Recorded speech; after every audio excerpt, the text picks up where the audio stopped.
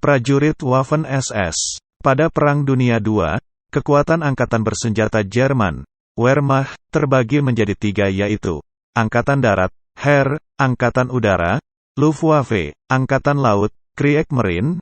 Kemudian ada satu lagi kekuatan militer dari cabang Partai Nazi, yaitu Waffen-SS, atau SS Schutzstaffel yang dipersenjatai, yaitu tentaranya Partai Nazi yang hanya bersumpah setia kepada Adolf Hitler. Pada masa kejayaannya kekuatan Waffen-SS mencapai 38 divisi atau sekitar 1,5 juta prajurit yang terdiri dari divisi infanteri dan divisi lapis baja. Perbedaan Waffen-SS dan prajurit Jerman biasa dilihat dari seragamnya di medan perang. 1. Helm Waffen-SS berlogo runik 2 kilat SS di sebelah kanan, dan logo Partai Nazi di sebelah kiri. Sedangkan helm baja Angkatan Darat, Heer, berlogo 3 warna dari bendera perang Jerman, hitam, putih, merah, di sebelah kanan, dan logo Heer di sebelah kiri. 2. Tanda pangkat prajurit Waffen-SS pada keras sebelah kanan bertanda runik 2 kilat SS dan pada keras sebelah kiri adalah tanda pangkatnya. Sedangkan prajurit Angkatan Darat, Heer, kerah kanan kiri sama tandanya. Tanda pangkat dan sebutan pangkat prajurit Waffen-SS berbeda dengan prajurit Heer. 3. Prajurit Waffen-SS biasanya memakai jaket kamuflase bermotif daun di hutan Eropa dan kalau dibalik warna putih untuk kamuflase di salju. Sedangkan prajurit Angkatan Darat, Heer, tidak mau memakai jaket kamuflase. Sekarang kita bisa membedakan prajurit Waffen-SS dengan prajurit Angkatan Darat reguler Jerman.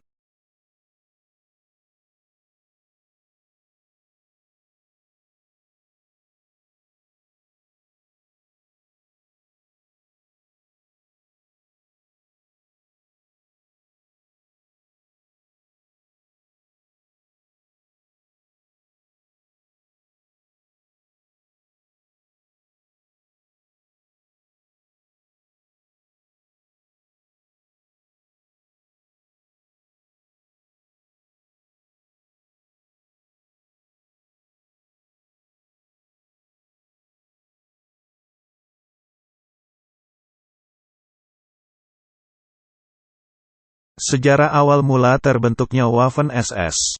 Pada tahun 1934 ketika Hitler berkuasa di Jerman, Partai Nazi membentuk sekelompok kecil satuan tempur serbaguna, yang bernama SS Verfügungstruppe, SSVT. SSVT ini terdiri dari 2 resimen. Sebuah resimen biasanya terdiri dari kurang lebih 3 batalion atau sekitar 2.000 prajurit. Resimen pertama, SS Standarte, Germania, berada di Bavaria. Resimen kedua, SS Standarte, Deutschland, di Brandenburg, Berlin. SSVT ini di bawah pelatihan Paul Hauser, seorang pensiunan jenderal Angkatan Darat Jerman. Pada tahun 1939, SSVT ini sudah ikut berperang di medan perang Polandia di bawah komando Angkatan Darat Jerman. Kemudian Heinrich Himmler, Panglima SS, mengusulkan kepada Adolf Hitler untuk membentuk divisi-divisi dari unit SS yang dikenal sebagai Waffen-SS. Dan Hitler hanya mengizinkan Himmler untuk membentuk 4 divisi. Divisi pertama yang dibentuk adalah Divisi Leibstandarte SS Adolf Hitler. Anggotanya diambil dari pasukan pengawal pribadi Hitler di bawah pimpinan Joseph Sepp Dietrich. Divisi kedua yang dibentuk adalah Divisi Das Reich, dibentuk dari 3 resimen SSVT yang sudah ada. Germania, Deutschland, dan Der Führer, di bawah pimpinan Paul Hauser. Dan Himmler menyumbangkan 2 divisi lagi, yaitu Divisi Totenkopf yang anggotanya diambil dari para penjaga kamp konsentrasi SS di bawah pimpinan Theodor Eicke. Dan karena Himmler adalah kepala polisi Jerman maka dia membentuk divisi yang anggotanya diambil dari para polisi. Divisi ini bernama Divisi SS Polizei. Ketika Jerman menguasai Perancis 1940, Himmler memperluas Waffen-SS dengan sukarelawan militer asing untuk perang suci melawan komunisme. Pendaftaran dimulai pada April tahun 1940 dengan pembentukan 2 resimen. Resimen Waffen-SS Nordland, untuk sukarelawan Denmark, Norwegia, Swedia, dan minoritas etnis Islandia, dan Resimen Waffen-SS Westland, untuk sukarelawan Belanda dan etnis Flemish. Resimen Infanteri SS Germania dari SSVT, yang sebagian besar dibentuk dari etnis Jerman, dipindahkan untuk membantu membentuk inti dari divisi baru ini pada akhir 1940. Divisi kelima ini bernama Viking. Juni tahun 1941, keempat divisi ini kecuali divisi SS Polizei, ikut serta bertempur dalam operasi Barbarossa di Rusia dan menderita kerugian 30.000 korban dalam waktu 5 bulan saja. Perbedaan Waffen-SS dan prajurit Jerman biasa. 1. Perekrutan dan anggota. Dalam Heer, yang bisa menjabat sebagai perwira hanyalah orang-orang yang terpilih dan memiliki pendidikan formal, contohnya sekolah tinggi dan universitas. Sebaliknya, dalam Waffen-SS hal yang diutamakan adalah kebugaran fisik, kekuatan secara mental dan psikologis, tanpa mementingkan pendidikan formal. Seseorang harus berdinas dalam SS minimal 1 tahun sebelum bisa mendaftarkan diri menjadi calon perwira. Selain itu, walaupun para prajurit Heer berasal dari latar belakang yang beraneka ragam, para perwira di jajaran Heer cenderung terdiri dari mereka yang memiliki status, kelas, atau kedudukan tinggi atau bangsawan di kalangan masyarakat Jerman. Hal ini sangat berlawanan dengan pandangan Waffen-SS yang lebih memilih anggota-anggotanya dari pemuda dari kalangan kelas pekerja di kawasan pinggiran kota dan daerah pedesaan karena dianggap lebih dapat menguasai medan pertempuran yang sulit dengan cepat. Dalam Waffen-SS, tahap penyeleksian fisik lebih ketat. Terutama untuk pasukan SS awal, SS Verfügungstruppe, hanya yang berumur 17 sampai 22 tahun. Mereka harus memiliki tinggi badan minimal 180 cm, tanpa kacamata dan gigi lengkap yang tidak ditambal. Mereka pun harus orang Jerman asli dan dapat membuktikan kemurnian rasnya paling sedikit dari tahun 1800. Perbedaan yang paling mencolok, dibanding dengan Heer, kenaikan pangkat dalam SS lebih bergantung pada komitmen pribadi pada partai, keefektifan di lapangan, dan pengetahuan politik. Sedangkan dalam Heer, kenaikan pangkat difokuskan pada kelas, pendidikan, dan wawasan yang luas. 3. Rasa persaudaraan. Waffen-SS selalu menekankan kesadaran pribadi akan kedisiplinan dan rasa saling menghormati satu sama lain. Namun dalam jajaran Heer yang lebih menekankan militer tradisional, terlihat lebih kaku karena kedisiplinan selalu ditekankan dari atasan dalam kehidupan sehari-hari. Hubungan keseharian antara atasan dan bawahan lebih santai dalam Waffen-SS.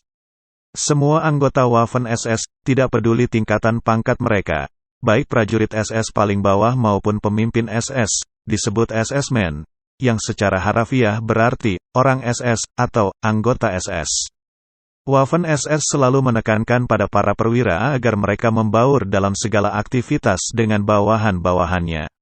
Rasa saling percaya antara atasan dan bawahan, maupun antar sesama prajurit dibiasakan sejak di barak.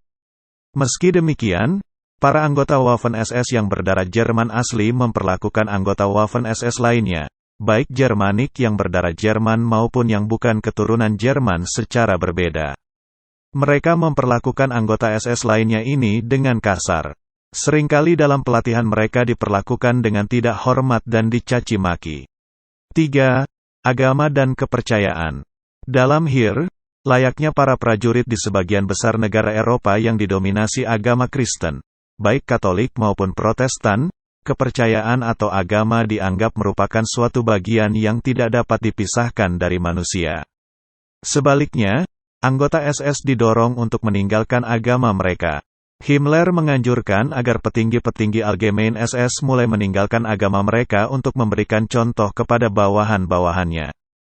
Himmler memiliki sebuah tujuan untuk membangun suatu agama baru yang dianut SS, di mana Mekam menjadi kitab keagamaannya.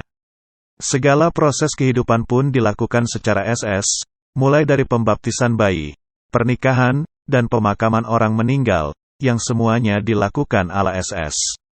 Beberapa sumber menyebutkan bahwa banyak anggota SS yang telah meninggalkan gereja, pada akhirnya kembali kepada kepercayaannya menjelang akhir perang di mana Jerman berada di ambang kekalahan besar. 4. Aksi di medan perang. Karena sebagian besar anggota Waffen-SS bukanlah orang yang memiliki standar pendidikan formal yang memadai, mereka cenderung lebih mudah dicekoki indoktrinasi politik dan menjalankan perintah tanpa pertimbangan. Hal ini mengakibatkan prajurit rendahan Waffen-SS cenderung lebih fanatik dan tidak logis dalam pertempuran, karena mereka tidak mampu berpikir secara kritis dalam menangani hal-hal yang bersifat umum. Mereka cenderung memecahkan segala masalah dengan cara militer, dan hanya melakukan apa yang diperintahkan tanpa berpikir lebih lanjut. Di satu sisi, kefanatikan ini di pertempuran akan memberikan dampak positif yang membuat musuhnya tercengang karena sifat pasukan Waffen-SS yang pantang menyerah serta mampu bertahan meski dalam jumlah yang kecil sekalipun dibanding musuhnya. Pasukan Waffen-SS terkenal nekat dalam mengambil resiko.